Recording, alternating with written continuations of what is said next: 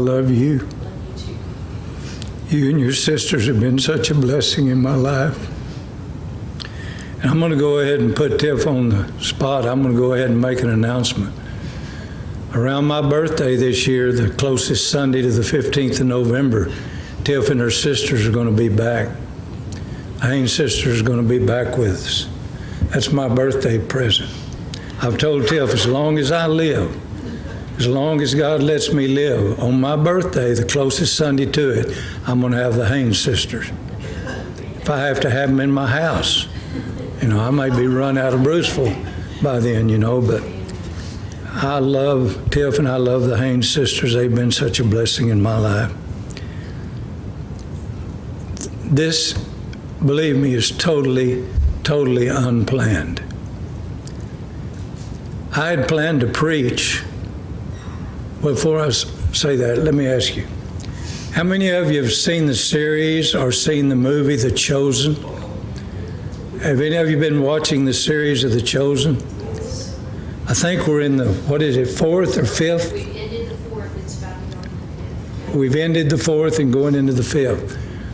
Last night, I watched the one where Jesus raised Lazarus from the dead.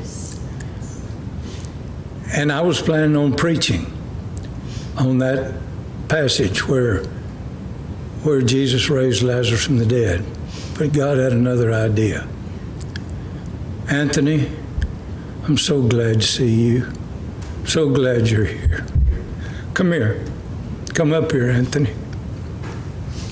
Some of you hadn't heard Anthony's testimony.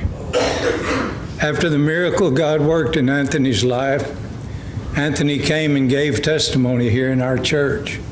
But many of you weren't here and didn't hear that. Anthony, I want you to give your testimony of what God did for you. I definitely wasn't expecting to do this today. To be honest, I haven't slept yet from yesterday, so I'm running on low sleep. But My choice. yeah, it is my fault. Mom gave me assignments to do, or actually she asked for favors, and I kept procrastinating. And I was like, but I really should do it, and I wouldn't let myself go to sleep until it was done. And I was like, well, I'm going to use a flashlight and do it in the middle of the night. And I was like, no, I'm going to wait for the sun.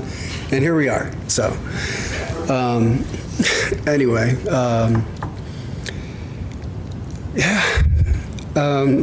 for those of you who haven't heard my story, I'll try to keep it somewhat brief, but... Don't worry about it. Give it all. Oh, God, that's an...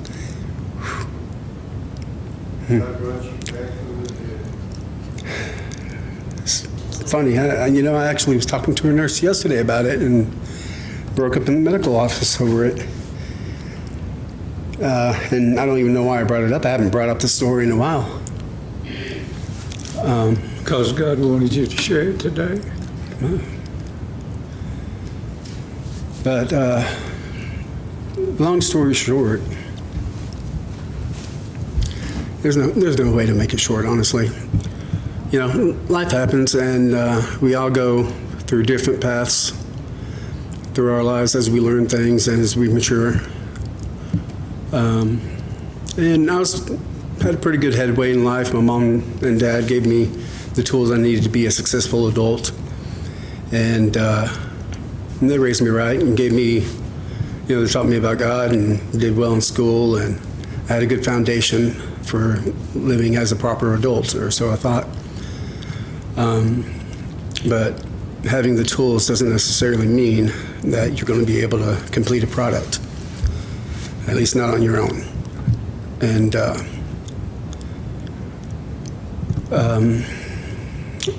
my first mistake is that I was oblivious to the fact. I didn't want to acknowledge it, but as a young adult, most of us think we're invincible, especially men. But I was a very arrogant, pig-headed man. And some things I thought, didn't necessarily have to take what everybody else tells me, whether or not it's going to be true. But I was like, oh, well, alcohol's fun. My mom warned me about it. She said our family has a problem with it. And I thought, no. I was like, nothing ever controls me. You know, I'm the one that controls it. And biggest mistake that I made in terms of substance was taking that first drink. But it was more of a social thing in the beginning. But it quickly grew. When you have a monster-like addiction,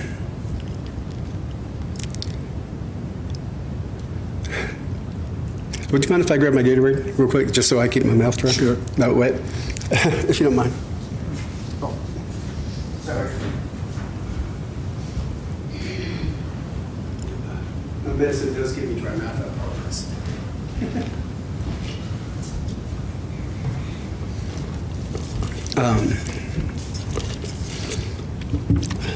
But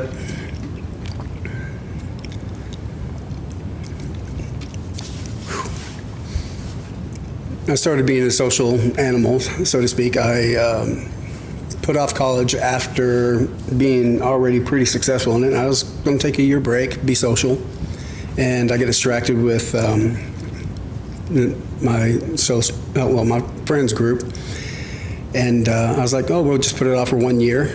And then here we are, 15 years later. I never went back because with the alcohol, the social, one girlfriend after another, one boyfriend after another. My life just started spiraling, alcohol and then breakups and then more alcohol. And the next thing I know, people were introducing me into drugs. And then my addiction got worse and worse and worse. And I considered myself in the beginning to be a very astute Christian, but I did not have any of the tools or knowledge that I needed in the beginning, and especially the relationship with God that I needed. I didn't stay plugged into Him at all. I turned my back on Him, removed the protection that He gave me, and willingly walked out into the devil's playground. And did so many things that I'm ashamed of, but looking back now, I realize how many people it opens me up to now. Because had I not gone that route, I would not be able to say, hey, I've been in your shoes, I know what you've gone through.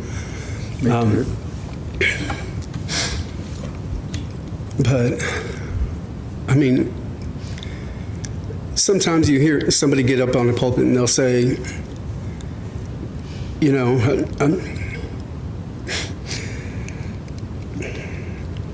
I honestly feel like I'm one of the worst human beings in the world, sometimes. But, I mean, it got to be so bad at one point through the alcohol and the drugs and the breakups, in and out of one house or another. I already made my life fall apart after my divorce. Lost everything. And I felt just so incredibly alone.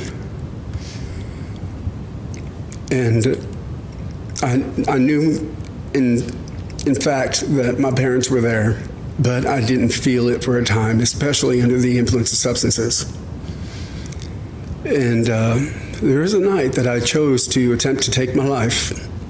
And having worked in pharmacy for an extended period of time, I knew what medications would be capable of doing that. And I remember taking them and just thinking that this would do it, knowing that not even God can bring me back to life. But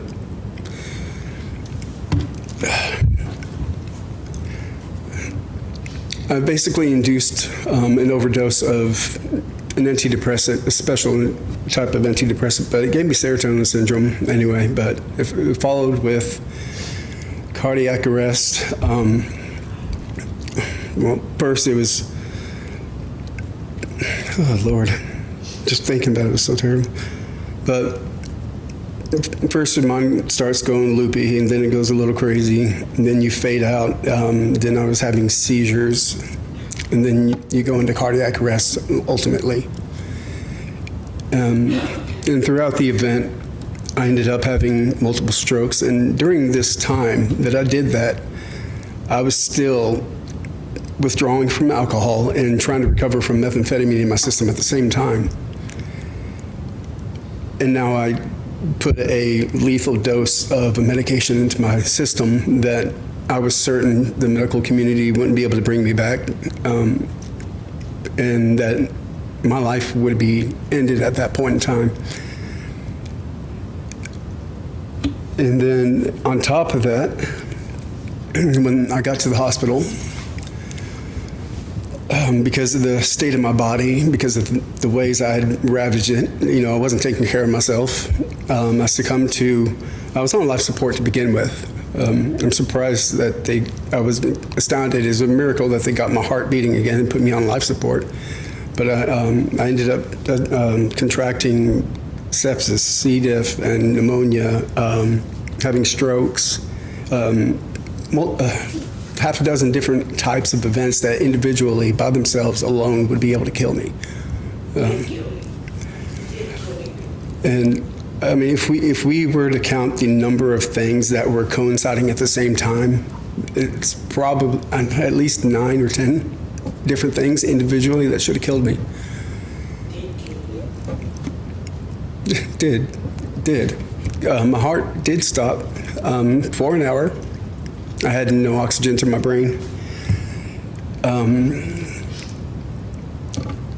When there's no oxygen being provided to the brain no longer has fuel to run on and can't process and immediately falls into decay and the nerves start dying. 8 minutes in, you have permanent brain damage from which reversal is considered to be impossible. So it'll have some form of permanent effect on you at some point. But for me, it was 6 times that length in time. 6 to 8 times. And the doctors try to convince my mom and dad, just let him off life support because he's not going to have any faculty. He's not going to have any quality of life. And even if you do get him to come back, he's going to be in a wheelchair, bedridden. If he even opens his eyes, you'll be changing his diaper day in, day out. You'll be taking care of him, not the other way around. That's what my family or friends, that's what they're whispering on the sideline. Mom, Dad, this isn't what he's going to want. And I know Mom in particular had a lot of faith. I know she was struggling and she was in a lot of pain, like I can't imagine. But she had a lot of faith. She said, God gave me a promise that he will come back. And I've already seen some of the things that he does in her dreams. And when the doctors told her that, she said, just you watch. She said, you watch. And when he does, make sure that you go to church 3 times. I said, and that's our promise between you and me. If he gets up, walks, and talks his way out of here in this hospital, with all that you say that he's not going to recover from, you can go to church 3 times. That's all I ask of you.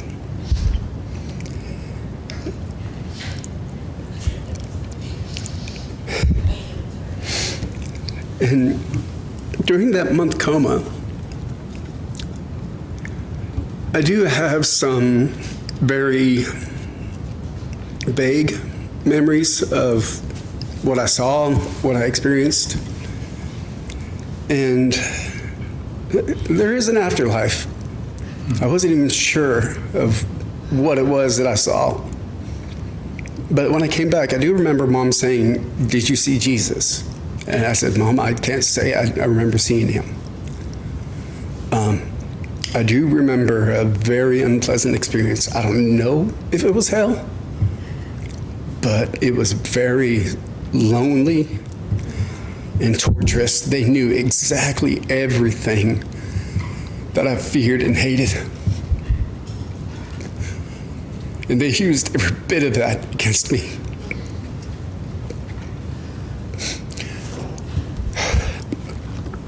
And I remember telling her, I said, Mom, I was stubborn. I said, no, I can handle this. It's fine. I can deal with it. And it felt like, ages went on, and finally, at one point, I imagine probably, if I had a bit of timeline, probably about a month. But I finally said, God, I don't want to be right. I don't want to be the one in control. I don't want to say I'm strong enough to do this, because obviously I can't. And it's very clear to me that I had something very, very wrong. I said, if nothing else, I said, just let me go back to save someone from this. It was at that time that the constraints and binds that were on me, they were dropped, and I felt the same sensation that I felt at the point that I left my body, and I went through a tunnel, just lifted, and it was a bright blue tunnel, and I felt like I saw stars and constellations flying by. The next thing I knew, I was back in my body again.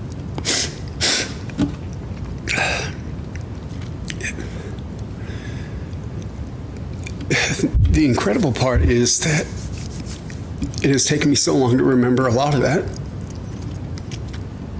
Initially, I do remember the very first time I saw my mother, I was still under the impression that it wasn't my mother, because I believed that she was an imposter. She couldn't be my mother, because my mother, I saw her killed multiple times and replaced with an imposter. And so I didn't want to even look at her. So in my spirit, I felt scarred. But then when I realized that I was back, it was an incredible saving grace and a huge mercy.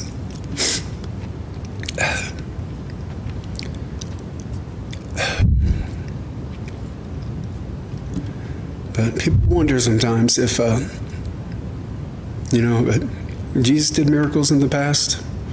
Can anybody really show real miracles? I can't say I've seen a whole lot of miracles, but I am one. Yep. So, You're a miracle.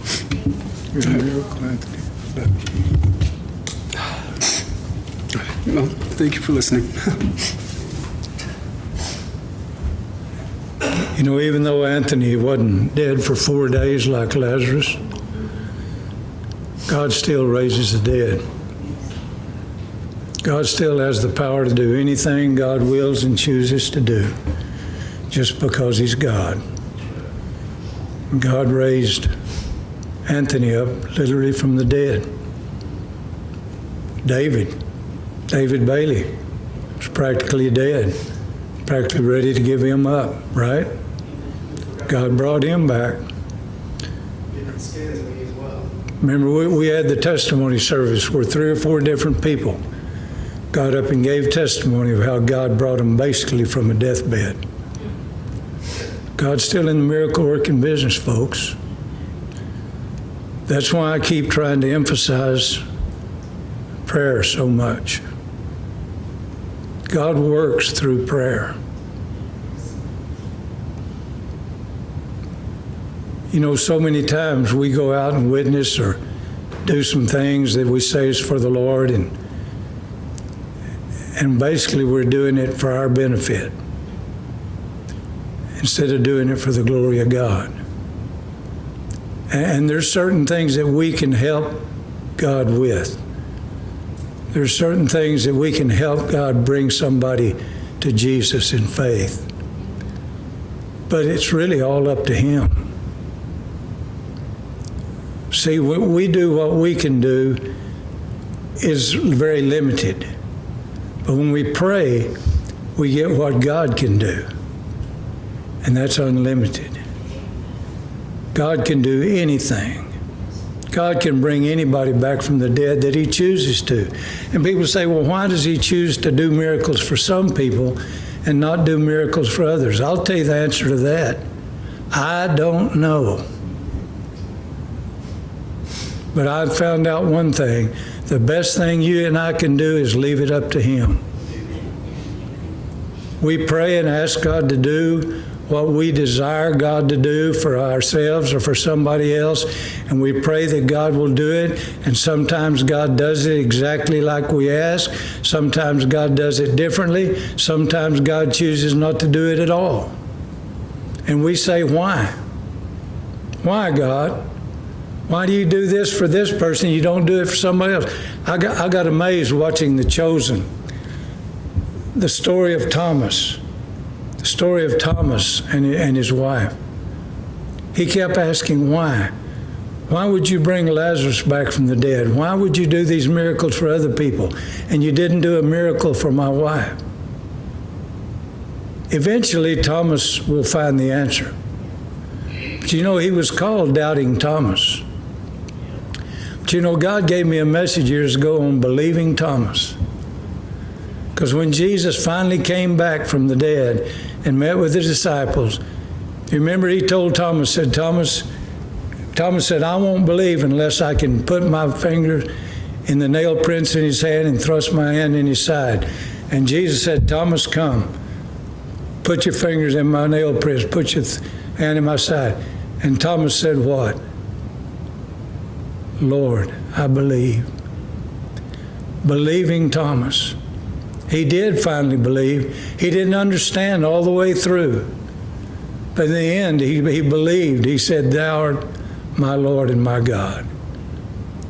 There's a lot of things in this life, folks, we may not understand. We may ask why. But keep your faith and trust in him. And if we keep our faith and trust in him, I'll guarantee he's going to work it all out in the end. And we're all going to have a blessing throughout eternity like we have never even imagined.